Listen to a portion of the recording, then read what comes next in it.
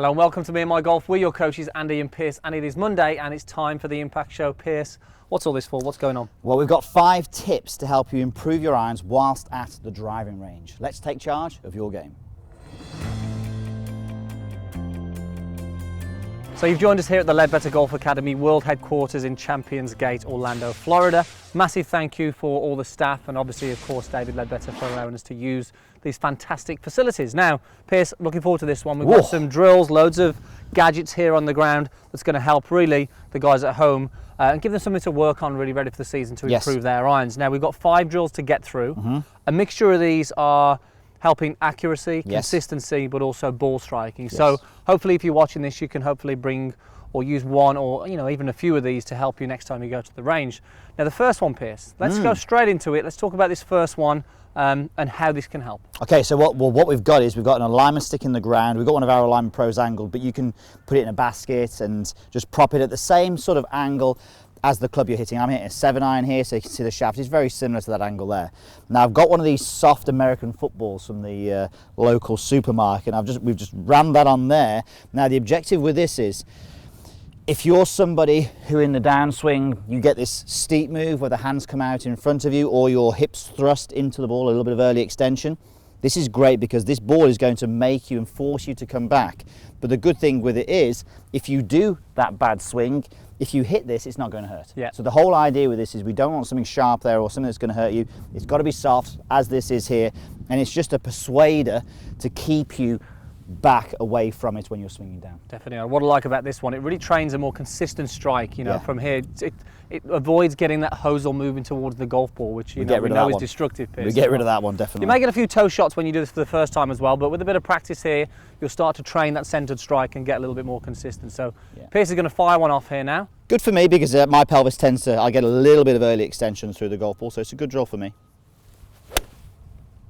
Nice little draw, and you'd imagine a draw there, wouldn't you, as well, which was good? Yep. Perfect. Okay, right, let's get through these. So I'm going to take this one out. So the next one is a pure ball striking one. Now, look, we know that we want to get the bottom of the golf swing more after the golf ball. So we want the club head to be striking down with an iron.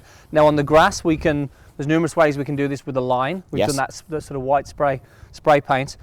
But you can also use a towel. So what I'm going to do here is just set up a towel behind the golf ball here, roughly 4 golf balls between the towel, just there like so. So I've just folded that in a few, and all I want to do from here now is just move those 3 out the way. So the idea of this, Pierce, just talk them through it, just to give the guys at home an idea of what we're looking to get. So obviously we're talking about this pure ball striking. So if you hang back, keep the weight on the back leg, or if you early release where you throw those angles down early, your club is going to bottom out and hit the towel. So what it forces you to do, it forces you to get pressure more towards the front side, which is great, and it also encourages you to hold on to that angle a little bit longer. So we're using the environment to make you move this way and hold the angle for longer. Okay, so we should see with this, especially from you, I mean, you don't need any more sort of downward hit on the golf ball, but we're going to see definitely more of a downward strike, maybe a little bit more turf after the golf ball than usual when you do this. And it's great feedback on the range. If you hit shots and you sort of hit the towel's not really going to fly anywhere, but you're going to know because you're going to feel and you're going to see what's happened there. And this is a small towel. If you're conscious about it going on the driving range, just get a big towel because it's not going to make its way out onto the range. So a big towel works just as well. Okay, so let's avoid that then, Pierce, on this one. Let's avoid that. We're probably going to get that big divot you mentioned, Andy. Well, maybe.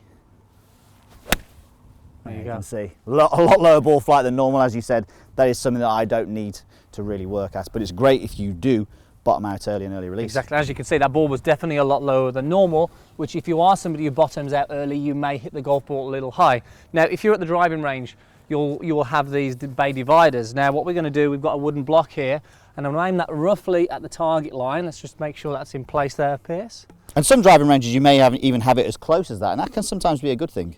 So you can drop an alignment stick or a club down there, but the idea of this, Pierce, is to train face and path, isn't it? Really? It is, yes. So what we're looking for, obviously, if you're somebody who comes down what we call over the top, so over the top of the swing plane, obviously you would hit that. Now, we're not saying hitting golf balls doing this. What we're doing is we're training you to have a path which is more almost out towards the right. So what you're going to do is you're going to feel that you're swinging through and you're hugging that divider all the way through the hitting area. But look at the club face.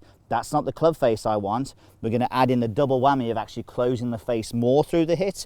So not only will you glide up the divider, you'll also rotate the face, so the back of the face, now the back of the club, is actually running parallel to that divider. Now that's more rotation than you need through the golf ball, but if you're someone who comes over the top and leaves the face open and slices it, this is perfect to get rid of that. Just do that again there, Pierce. And the great thing about this is, like I say, Pierce is exaggerating this. The club is working in now towards the divider, then as he swings through, it's closing and swinging down the divider. This isn't actually what we want to happen. It's a pure feeling and it's an exaggeration. Now, Pierce, this is obviously for somebody who hits the golf ball, maybe fades it. Yes. What could somebody do if they're hooking the golf ball with this situation? Okay, well the same sort of thing really from there is we just need to get them close to that wall sooner, so they get close to the wall sooner, and then from there they work across it like so and actually work away from it through the hitting area. And you'll notice the club face now I'm actually feeling as though I'm holding the face off a little bit. Exactly. So this kind of feels to me like I'm playing a fade, and if you're someone who hooks the golf ball, playing a fade is a really good thing to do. So again, we're using the things at the range that can really help you. If you haven't got the sort of bay divider, maybe drop a club down there and use it as a visual aid. Great for getting that feeling of what you need. Which one do you need? Well, I've actually just said before I'm going to go back to the draw for a little bit, Andy. So I'm actually going to feel as I'm actually going to get. So let's have a little bit of a reminder here.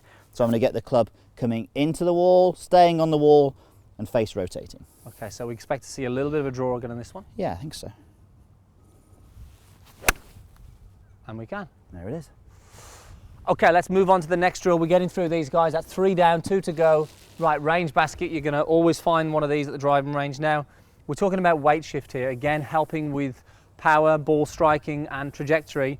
Now, if we position this now opposite or just outside Pierce's trail foot like so, we've got a great drill here that's going to encourage this movement towards the lead side, Pierce, haven't we? I mean, look, all you got to say is that has got 5,000 volts going through it, and you've got to miss it because, you know, one thing that it's one of my bugbears with footwork. You know, we don't talk about that a lot. Golfers don't really know that they often get this move here when that heel goes back, and you would hit that basket and obviously get that 5,000 volts going through. Now we don't want that.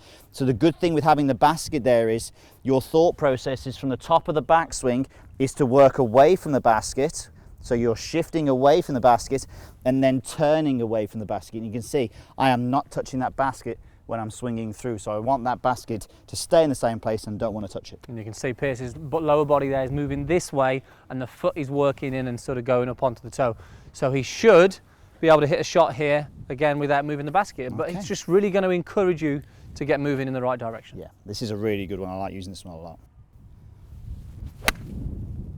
Again, you can see he's finished there, nicely balanced on his lead side. The basket is still in play. Okay, 4 down, 1 to go. One to go. We have a noodle. You can get these from your local supermarket as well. Now, again, what we're looking at doing really with this is path. Now, the great thing about these, they're generally curved. So the golf swing or the golf arc, obviously, the golf club swings on an arc. So what we're going to do, if you're somebody who has a tendency to swing the club over the top and to the left, you can position this just here inside your golf ball like so, with a bit more of an arc to encourage a path that is more to the right. So this is really going to train a path that's a little bit more to the right. If you are somebody who tends to want to swing over the top, is that pretty good, Pierce, in terms of angle there? Yeah, absolutely. I mean, you can get it a little bit tight if you want to as well. So if you want to move it in close, so that's absolutely fine to do that. So we can actually go a little bit more like this. Good for ball striking as well. If you're a little bit out the heel, you can do this. Excuse the plane just going over, maybe it's David landing. But what we're looking for obviously is making sure that you understand where you need to put it for your tendency. If you're slicing it and you're missing that, then you probably just need to move it in a little bit tighter. Okay, hit me a draw then, Pierce, and we'll get you to play the one more with draw. The opposite way again. So this is again going to encourage more of a path from the inside or to the right. Pierce has just hit like 4 pure draws today. So we're going to test him out now. So if you're somebody who gets a little too much on the inside, now we're going to go this way. What we're going to focus on doing is getting the path now a little bit more inside. I might drop it in a bit more here, Pierce. Yep. And all we're going to do now is get that club on the way through to feel like it traces a little more to the left. Yeah. Now, again, you can see there that club on the way down now is a lot different to where we wanted it to before. Okay, so again, I'm really feeling I'm holding the club face off when I do this to help generate that fade for me. And you've got to say that's a fade. Come on, just a little bit more. There we go. That was nice. A little bit at the end of its slide. Great shot though. Nice contact as well. Thank you. So look, guys, 5 great things, you know, not too expensive in terms Nope. of equipment here. You're really using what you have either at the local supermarket or the tools that you have at the driving range. Hopefully there's one of those things that you can take to work on. I'm sure there is. Pierce, which one would you favour out of all these? I like this one. I like this Okay, one. so you're trying to get more inside Because on the I'm way trying down, to get that little bit of a draw at shallowing the it on the moment. way down. Yeah. So it all depends on the person, guys. So I hope you enjoyed that. Make sure you post any comments down below. And also, Me and My Golf Weekly has just gone live, where we're going to show you how to stick your irons even closer. Make sure you check that out, guys. So if you like the look of what you just saw, why don't you click the link in the corner to check out the Me and My Golf Weekly, plus all the other amazing videos which are going to help your game.